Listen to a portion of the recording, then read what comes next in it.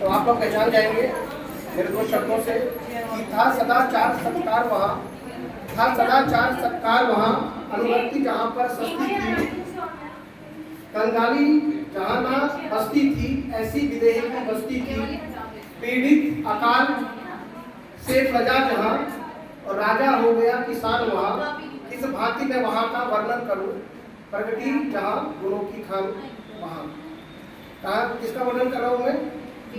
बिहार में भी मिथिला का।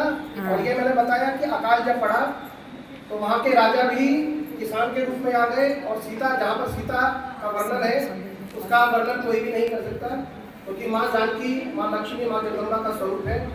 और मैं अपनी बात इस पर आऊँ तो सबसे पहले इतने लोग आज जिला शिक्षा प्रशिक्षण संस्थान में एकत्रित हैं, सभी यहाँ पर हैं।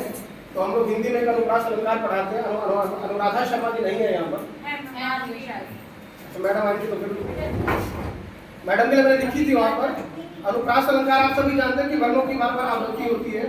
मैं कुछ पंक्तियों के माध्यम से आप सभी का अभिनंदन करना चाहता हूँ, फिर मैं मिथिला के परिधान किया होगा कि अनंत आकाश के अनुपम आंगन में लगभग 30 बार मैंने वर्णों की आवृत्ति किया। आप अनंत आकाश के अनुपम आंगन में अच्छा दिल, अच्छी भावनाओं, अद्भुत अपेक्षाओं से लोग, अतुलनीय अकल्पनीय आदर और अपार आनंद की अनुभूतियों से अशेष असीम आशीषों से आबद्ध और अवलोकित इस आगत वर्ष में आपका और आपके अन्य अनुगामियों और आसक्तों का अतिरेक अतुलनीय अभिनंदन।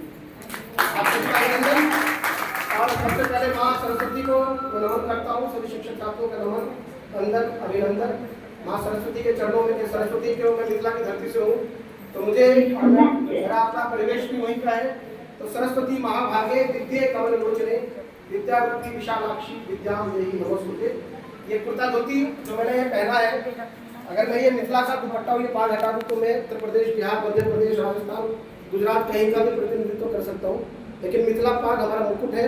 और ये जो मिथिला में जो भी पेंटिंग्स बनाई जाती है, मधुबनी पेंटिंग, और राम, सीता, कृष्ण और शिव को समर्पित है। और सबसे पहले जब ये पेंटिंग्स बन रही थी तो मैंने कहा भी कि सबसे पहले राजा जनक ने सीता के लिए, सीता का जो कोहबर घर होता है जहाँ पर लड़के लड़की की शादी होती है, वो 4 दिन वहाँ रुकते हैं, उसके ऊपर भित्ति चित्र बना और वहीं से मिथिला पेंटिंग की शुरुआत हुई। और आज भी त्रेता युग में राम सीता की शादी हुई थी, और आज भी मिथिला के लोग उसी परंपरा के अनुसार विवाह करते हैं। तो अपने आप में बहुत बड़ा इतिहास। और हम लोग, मेरा गृह जनपद से वाराणसी है, तो कहीं ना कहीं में सांस्कृतिक धार्मिक उत्तर प्रदेश में हम लोग बैठे हैं। और इसकी मिथिला की चमक सिर्फ मेरे शब्दों से नहीं, बल्कि आपने जो यहाँ पर, मैं जब जिला प्रशिक्षण संस्थान में मेरे से कभी जुलाई में यहाँ आया तो सबसे पहले हम लोग स्वागत मिथिला पेंटिंग से करते हैं।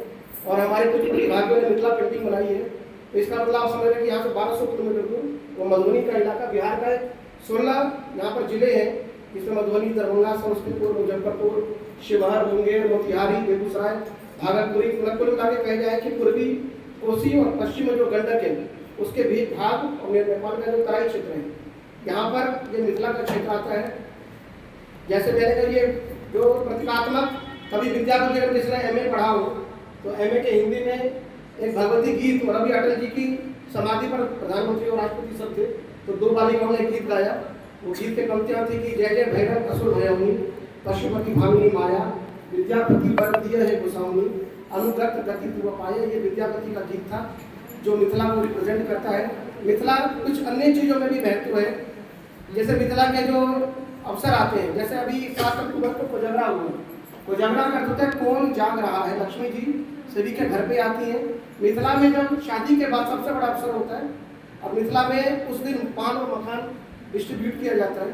और कहते हैं कि स्वर्ग में सभी चीज़ें मिलती हैं, पान और मखान 2 चीज़ें धरती पर मिलती है, ऐसा शास्त्र वेदों में कहा गया है। और कहा गया है कि तांबूलम बिना राजा, राजा ना सुशोभित है, कि तांबुल के बिना, पान के बिना राजा सुशोभित नहीं होता। और आप जानते हैं कि मखान में कार्बोहाइड्रेट, विटामिन, प्रोटीन, कैल्शियम सभी चीज़ें हैं। और पूरे भारत और विश्व में मखान जो जाता है, सबसे ज़्यादा इसका उत्पादन भी मिथिला, मधुबनी, दरभंगा, सीतामढ़ी के अंदर ये क्षेत्र है।